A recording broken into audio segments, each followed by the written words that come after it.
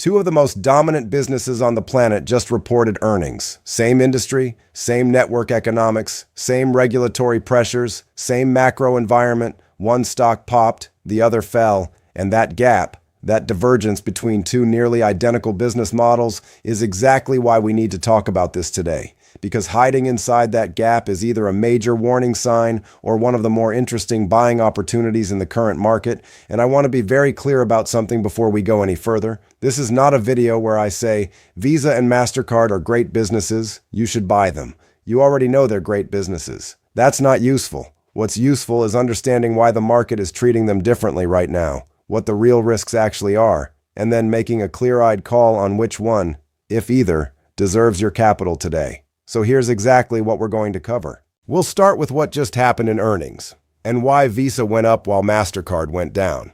Then we'll break down the 4 big risks investors are pricing in right now. After that, we'll look at the actual business metrics, the margins, the growth rates, the balance sheets, and then we'll land on valuations, what each stock is actually worth, and which one I believe makes more sense at current prices. This is a proper deep dive, not a surface-level summary.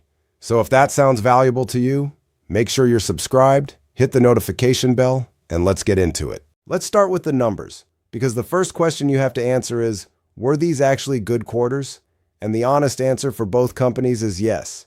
Genuinely yes. Visa first. Net revenue came in at $11.2 billion, as that's up 17% year over year. Net income, $6 billion, up 32%. Earnings per share, $3.14, up 36%. Payment volume up 9%, cross-border volume up 12%, total processed transactions up 9%, and on top of that, management raised their outlook and announced a brand new $20 billion share buyback. That is not a mediocre quarter. That is a statement quarter, a quarter where the business says, we are healthy, we are growing, and we are giving money back to shareholders. The market rewarded it. Stock up around 6% over the following days. Now Mastercard. Net revenue, $8.4 billion, up 16% year over year, up 12% on a currency-neutral basis. Adjusted operating income, $5.1 billion, up 19%. Net income, $4.1 billion, up 20%. Diluted EPS, $4.60, another double-digit rise. Ask yourself honestly, do those numbers describe a business in trouble? No, they don't. They describe a business compounding at a very attractive rate, and yet the stock fell after earnings. It's now down more than 13% year to date. Visa is down around 6%. So what's going on? The difference isn't the reported results. The difference is what the market believes comes next. With Visa, the quarter was clean. The outlook was confident. The buyback sent a clear signal. Investors had enough reasons to feel reassured. With Mastercard, investors zeroed in on cross-border headwinds, some caution in the forward guidance, and the broader regulatory and competitive concerns that have been building pressure all year. The business performed, but the narrative around the business got shakier. That distinction, business performance versus narrative confidence, is one of the most important things you can understand about markets, and it's exactly why this setup is worth paying close attention to. Before we go further, drop a comment below. Are you currently holding either Visa or Mastercard? I'm genuinely curious how many of you already have exposure here, and whether this recent underperformance has you nervous or interested. Let me know. Now let's talk about the risk side, because this is where I want to spend real time. The risks here are genuine. I'm not going to hand-wave them away. There are 4 main concerns driving the pressure on both stocks right now. The first one is swipe fee regulation, and this is the one that makes investors most uncomfortable. Every time you use a card, debit, credit, contactless, online, there is a fee involved. The merchant pays an interchange fee to the card-issuing bank, plus a network fee to Visa or Mastercard. Those fees have become a significant political issue. According to data from the National Retail Federation, swipe fees have quadrupled since 2009. Last year alone, roughly $111 billion was collected in card swipe fees. Visa and Mastercard control around 80% of that market. When you put those numbers on the table in front of a politician, the conversation doesn't stay quiet for long. The swipe fee legislation being discussed in the US doesn't cap Visa and Mastercard's margins directly, but it goes after the interchange economics that make the entire card system so profitable. And there's bipartisan energy behind it. That is unusual, and that is why analysts are watching it closely. Has this legislation passed? No. Does it face significant hurdles? Yes. But the market hates uncertainty. And right now, there's real uncertainty about how aggressive regulators will get. The second risk is merchant pushback and legal pressure. This isn't a new story, but it's escalating. Visa and Mastercard reached a settlement with merchants over allegations that card fees were fixed. And the outcome of that settlement matters, because it could give merchants more flexibility over which cards they accept.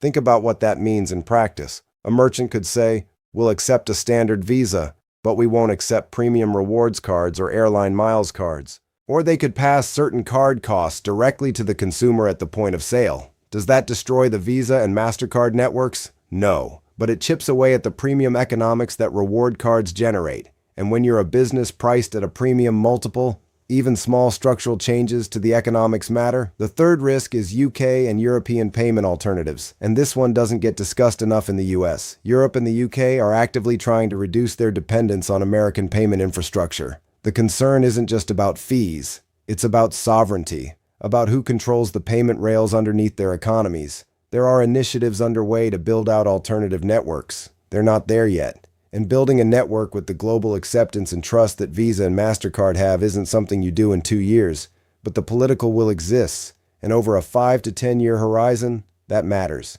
The fourth risk is stablecoins and alternative payment rails. For years, people said PayPal would disrupt Visa and Mastercard.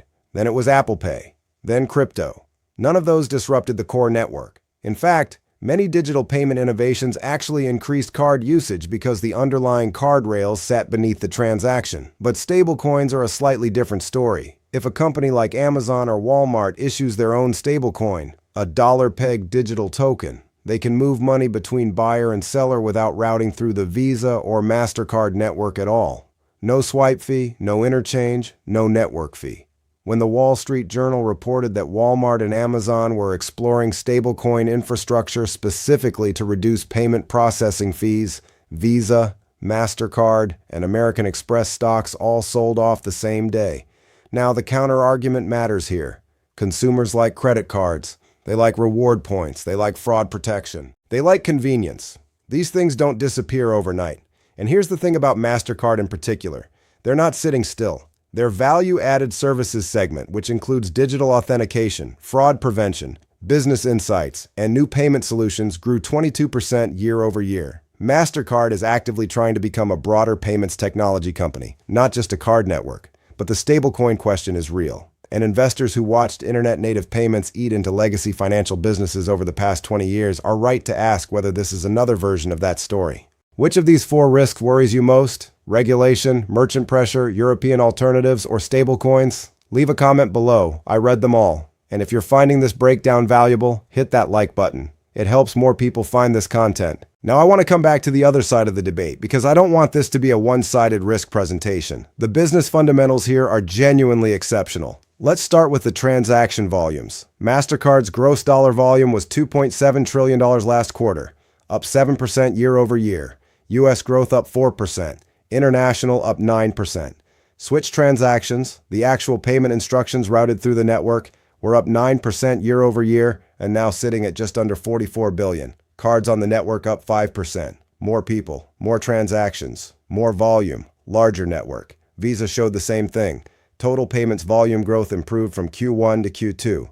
Credit volume growth moved from 9% to 11%. Debit from 11% to 12%. Visa now has 5.1 billion total cards on the network, up from 4.8 billion just a year ago. These networks are not shrinking, they are expanding. And when you zoom out over a decade, the compounding is extraordinary. Mastercard's annual transaction volumes have increased by 191% over the last 10 years.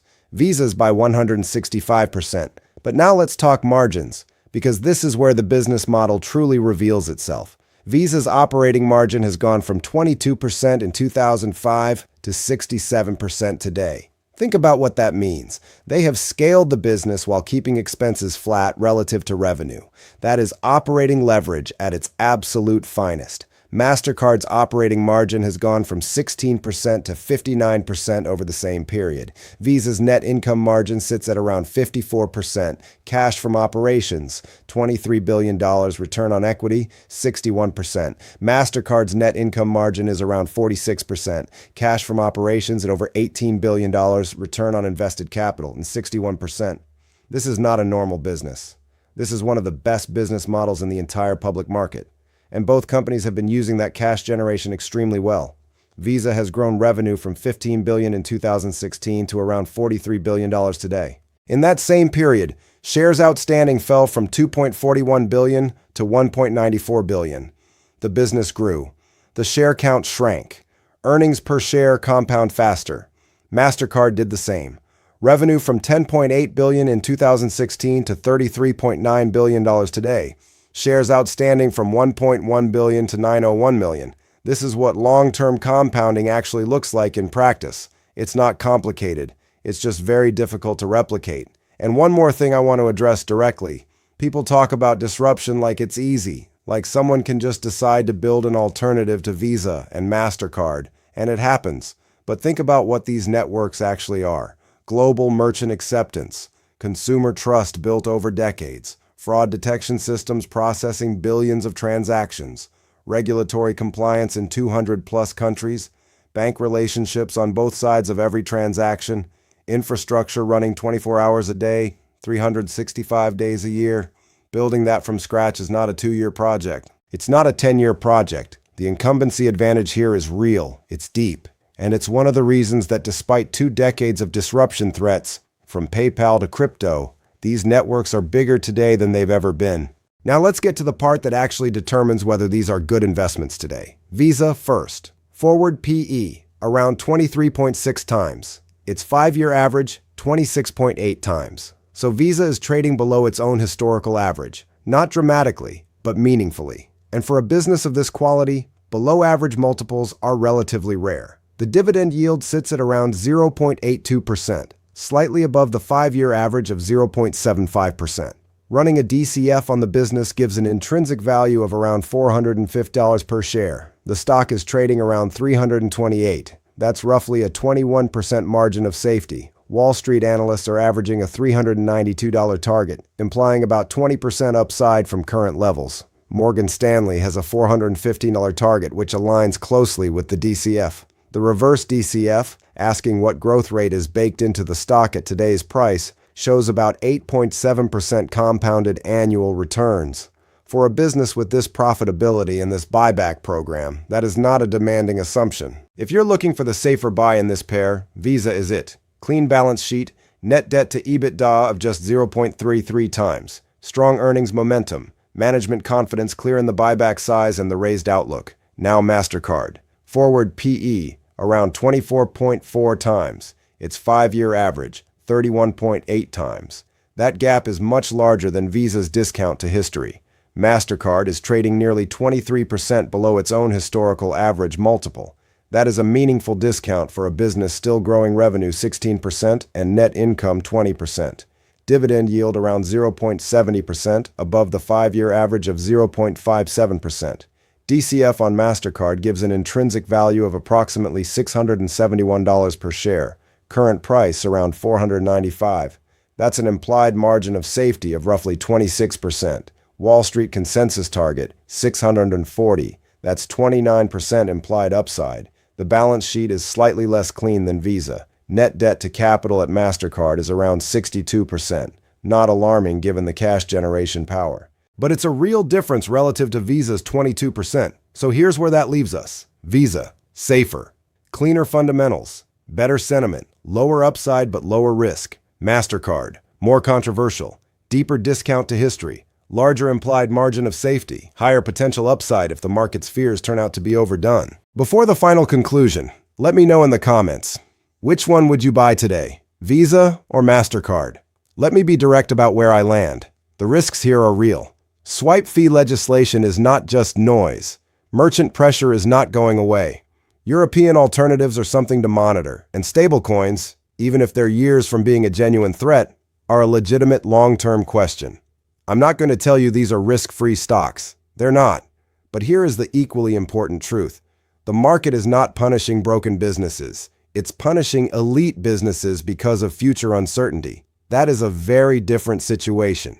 And when you look at the fundamentals, 54% net margins, 20% plus earnings growth, massive buybacks, expanding transaction volumes, Global networks with deep incumbency advantages, the current sell-off looks more like valuation compression and sentiment overhang than fundamental deterioration. For safety, Visa, clean balance sheet. Outstanding quarter. Management is buying back stock aggressively. The multiple has already come down from historical peaks.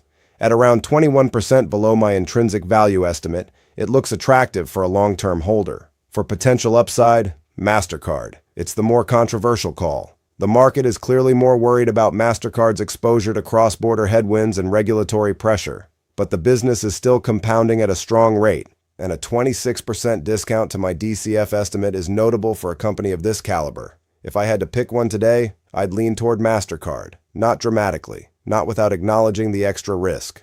But when the market punishes a high-quality compounder this hard, and the fundamental numbers don't justify it, that's usually where the interesting opportunities live. Both stocks have underperformed the S&P 500 over the past 5 years, Visa up around 46%, Mastercard up around 34%, the S&P 500 returned around 72% in that period. But over the past decade, Mastercard up 454%, Visa up 353%, both well ahead of the S&P's 251%. These aren't failing compounders. They're high-quality businesses going through a period of multiple compression and narrative uncertainty. And that, historically, is where the long-term opportunity tends to show up. This is not a call to blindly buy and forget. Watch the regulatory developments. Watch the swipe fee legislation. Watch the cross-border data in future quarters. Keep monitoring the stablecoin narrative. But the businesses themselves, the networks, the margins, the global acceptance, the compounding cash flows, none of that has changed. So as always, do your own research, make your own decisions, manage your own risk. But the setup here is more interesting than the headlines suggest. That's a wrap on today's episode. If you enjoyed the breakdown, smash that like button. It genuinely helps get this content in front of more people. Subscribe and hit the bell if you want to be notified every time we drop new analysis. And don't forget, we release a free weekly newsletter every week covering undervalued stocks and what's happening in the market. Link is below. Join thousands of investors already reading it. See you on the next one.